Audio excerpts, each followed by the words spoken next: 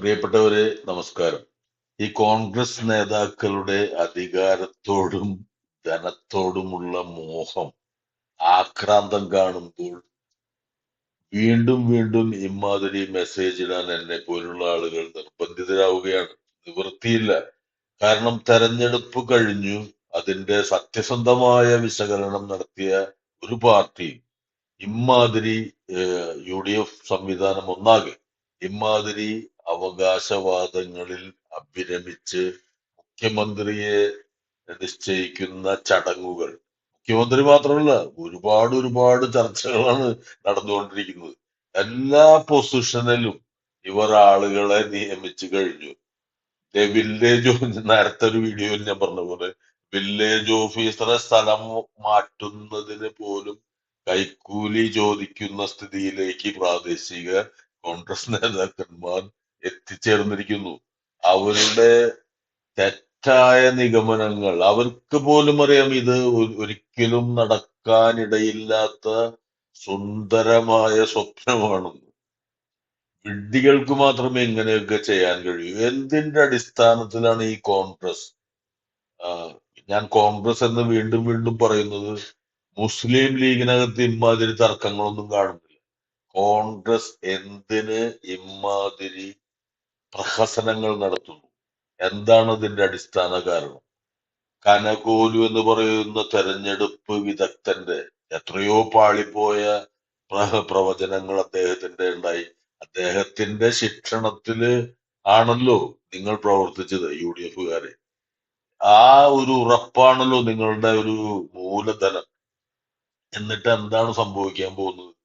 കേരളത്തിൽ അതിതീവ്രമായ ഭരണവിരുദ്ധ വികാരമുണ്ടെങ്കിൽ ഒരു സുനാമി പോലെ ഒരു തെരഞ്ഞെടുപ്പ് ഫലം യു ഡി എഫിന് അനുകൂലമായിട്ടുണ്ടാവും.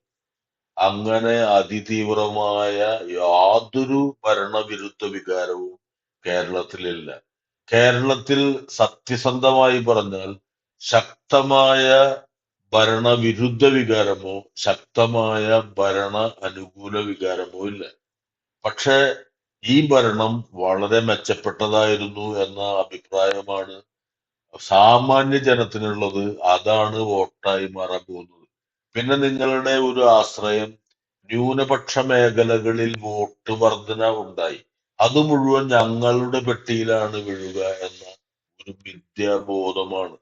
അത് ഞാൻ നേരത്തെ പറഞ്ഞ പോലെ മലപ്പുറത്തെ സംബന്ധിച്ചിടത്തോളം അത് ശരിയാണ്. അവിടെ മുസ്ലിം ലീഗ് കിട്ടാവുന്ന വിധത്തിലൊക്കെ ആഞ്ഞ് പ്രവർത്തിച്ചിട്ടുണ്ട്. മുസ്ലിം ലീഗ് എന്ന് പറയുന്നത് സത്യത്തിൽ ഒരു കച്ചവട പാർട്ടിയാണ്. അവർക്ക് ഈ കച്ചവടം നേരെ ചൊവ്വെ നടത്തണമെങ്കിൽ ജയിച്ചേ തീരും. കോൺഗ്രസ് കച്ചവടമല്ല അവരുടെ. ഒരു അഴിമതിയും സ്വജനപക്ഷപാതവും അഹങ്കാരവും ഒക്കെ നിറഞ്ഞ ഒരു സംവിധാനമാണ് കോൺഗ്രസ്. അപ്പോ ഈ മുസ്ലിം ലീഗിന്റെ സത്യസന്ധതയിൽ നമുക്ക് കുറച്ചൊക്കെ ഒന്ന് സന്തോഷിക്കാം. കാരണം കച്ചവടം മാത്രമാണ് അവരുടെ ലക്ഷ്യം. ഇത്തവണ കൂടി ഭരണം കിട്ടിയില്ലെങ്കിൽ അവർ തീർന്നു. കേരളത്തിലെ യു ഡി എഫ് സംവിധാനം ഒന്നാകെ തീർന്നു. അപ്പൊ ഈ ന്യൂനപക്ഷ വോട്ടുകളിൽ ഉണ്ടായ SIR-ന് ശേഷം ഉണ്ടായിട്ടുള്ള വർധനവ് മുഴുവൻ ഞങ്ങളുടെ പെട്ടിയിലേക്കാണ് വീണതെന്ന വിദ്യാസങ്കല്പം. പിന്നെ കേരളത്തിലെ സ്ത്രീ വോട്ടർമാരിൽ 13.68 ലക്ഷം പുരുഷ വോട്ടർമാരിൽ നിന്ന് കൂടുതൽ, പുരുഷ വോട്ടർമാരെക്കാൾ കൂടുതൽ 13.68 ലക്ഷം സ്ത്രീ വോട്ടർമാർ വോട്ട് ചെയ്തത് മുഴുവൻ യു ഡി എഫിനാണെന്നുള്ള മൂഢവിശ്വാസം. എന്തിനാണ് യു ഡി എഫിന് കേരളത്തിലെ സ്ത്രീ വോട്ടർമാർ വോട്ട് ചെയ്യേണ്ടത്? കേരളത്തിലെ 35 വയസ്സ് കഴിഞ്ഞ 60 വയസ്സിനിടയിലുള്ള സ്ത്രീ ജനങ്ങൾക്ക് 1000 രൂപ കൊടുക്കാൻ ഈ LDF സംവിധാനം തീരുമാനിച്ചുകൊണ്ടാണ്.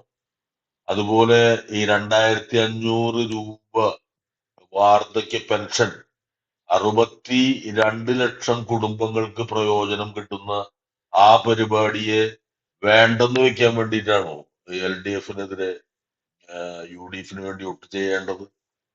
സാമാന്യ ബുദ്ധിയുള്ള മലയാളി ഇതൊന്നും വിശ്വസിക്കില്ല സുഹൃത്തുക്കളെ.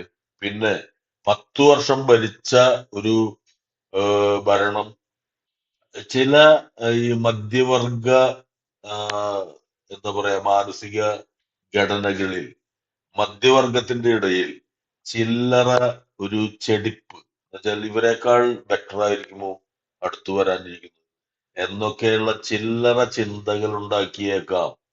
അതൊന്നും കാര്യമായ വിധത്തിൽ വോട്ടിങ്ങിൽ പ്രതിഫലിക്കില്ല. അതിനെ മറികടക്കാവുന്ന എത്രയോ ഉയരത്തിലാണ് ഈ LDF ഗവൺമെന്റ് നാട്ടിൽ നടപ്പാക്കിയ വികസന പ്രവർത്തനങ്ങളും ക്ഷേമ പദ്ധതികളും. അതുകൊണ്ട് നിങ്ങൾ മെയ് 4 വരെ മുഖ്യമന്ത്രിയോ പ്രധാനമന്ത്രിയോ എന്ത് പണ്ടാരം വേണമെങ്കിലും വഹിക്കൂ. അത് അതിനുശേഷം നിങ്ങൾ ഈ കേരളത്തിന്റെ ചരിത്രത്തിൽ തന്നെ നിഷ്കാസിതരാവാൻ പോകുന്ന ഒരു പാർട്ടിയായിട്ട് മാറും എന്ന് മാത്രം പറഞ്ഞുകൊണ്ട് നന്ദി, നമസ്കാരം.